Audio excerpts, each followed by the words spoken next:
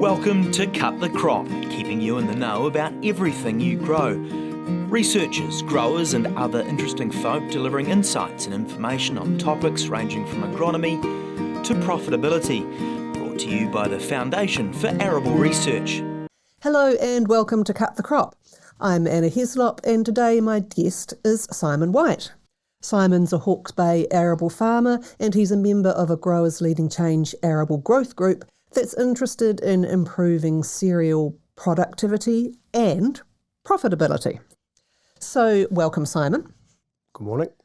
Before we get into the details of your grower group, maybe you can tell us a wee bit about arable farming in Hawke's Bay. How many growers are up there? You know, what are the things that you face that might be different or the same as elsewhere in New Zealand? Crops? How, what goes on for an arable farmer in Hawke's Bay? Sure, yeah. Well, Hawke's Bay hasn't got a large number of arable growers. There's probably anywhere between a dozen and 20 growers that grow cereal crops in Hawke's Bay. Even though Hawke's Bay is a very diverse agriculture and horticulture region in New Zealand, from apples to grapes to barley, wheat, cereals, but we'll also have Heinz Waddies and McCains as well, so a lot of processed vegetables, which is actually pretty good because it fits into the rotation really nicely too. But also it's a large maize growing area, both silage and grain, so there's mainly feeding dairy farmers southern Hawke's Bay, but also into the King Country as well. So you're small, but there's lots of options. Oh, there's plenty of options, yeah, absolutely, which is kind of good in a way. So what about on your farm? On our particular farm, we grow about 15 different crops. So we do grow for McCain's and we grow small seed crops for South Pacific Seeds and then in cereals and other small seed crops as well. But also fresh, squash for Japanese market, hemp and things like that. So yeah, quite a range. What are some of the challenges for the Hawke's Bay growers? Particularly in the last few years, the biggest challenge is the climate, and probably every region would say that anyway, but we have a really sort of hot, temperate climate, and it's really challenging to manage that without water, but also without having that predictability of what's going to happen during the season. It can swing the other way very quickly in Hawke's Bay. You get one easterly, or like we've had this last season in the La Nina conditions, where it just becomes extremely wet. So you have good processed vegetable crops, but you have the challenges of harvesting and doing soil damage. So moving forward, the biggest challenge is managing around how you implement things around that. So your farm is irrigated, and I know this because you got an award from the Irrigation New Zealand Awards in their last round. Do you want to tell us about that? Yeah, so the Zematic Trailblazer Sustainable Irrigation Awards, we won the Diversification and Opportunities Award, and they have an on-farm judging panel where they come on farm and look at what you do and look at your systems and your practices and how you manage your farm and manage your soils.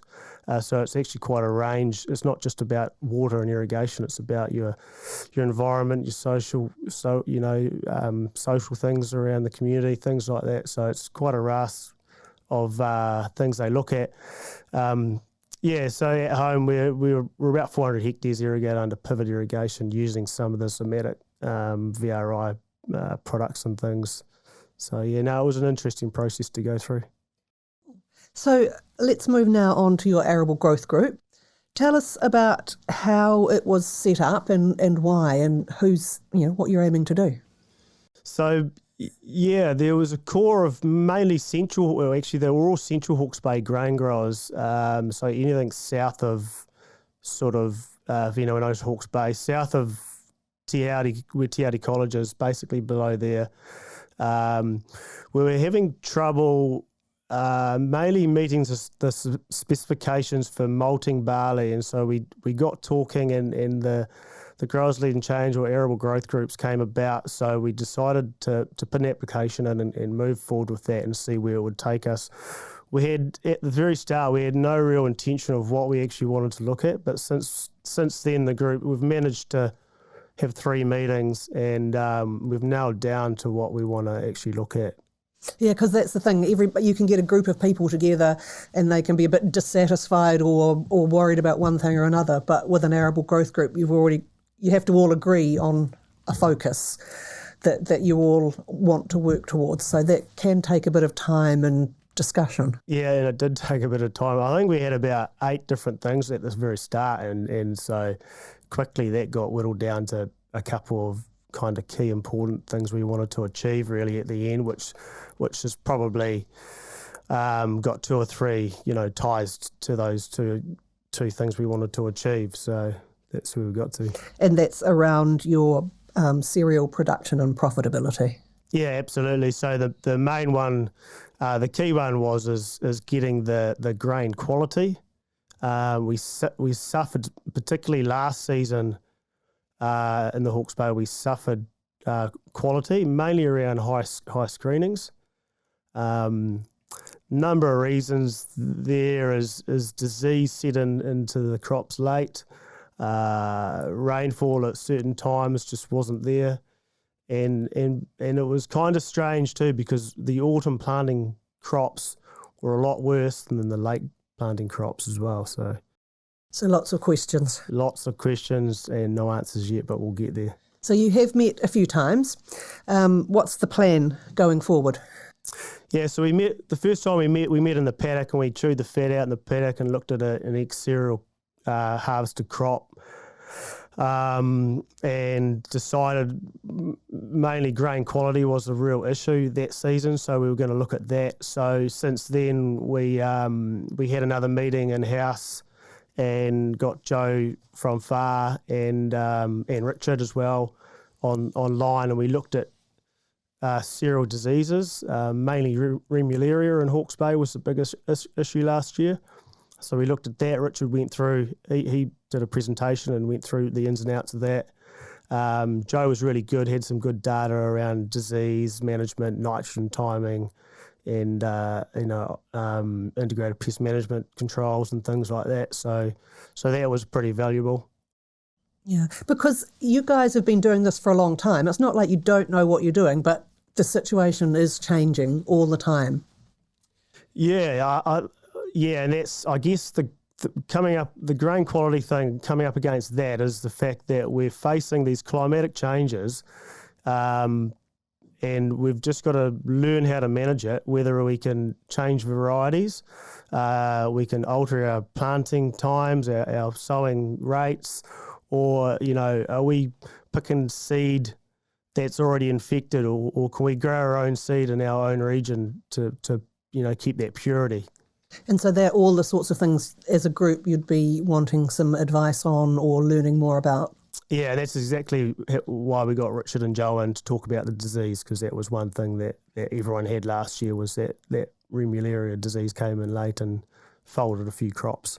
So what's coming up in the next few meetings? We've actually got a meeting in a couple of days, and we're on a field walk. We're looking at plant population on some of the early autumn planting crops. We're looking at some row spacings and just a general chew the fat in the field and of when we're going to do nitrogen applications and things like that. So I think the guys in the group are all going to sort of count their numbers, count their plant populations and bring that, and then we'll get a bit of a database going and go from there. And so, yeah, that's cool. So doing your plant counts now, you can see how that works out later as the season progresses right through to harvest. Yeah, well, that's the plan. Yep. So if we've got a low count or a high count, and then come harvest, we can monitor that and see what the difference is. Cool. Well, thanks, Simon. We just grabbed Simon when he was passing through Christchurch, so that's been great to have a very quick chat with him. I think there's a lot of growers really interested in what is happening in Hawke's Bay, because obviously, you've got a lot of pressure around you, and we like our stalwart arable growers up there because there's a lot of horticultural pressure coming in on you. So good luck with your Arable Growth Group. Good luck with this season. Thanks for tuning in to Cut the Crop, presented to you by to all FAR. The other listeners, if you'd like to know have a great more day about on the any farm. of the topics discussed or have any suggestions for future topics, go to www.cutthecrop.co.nz.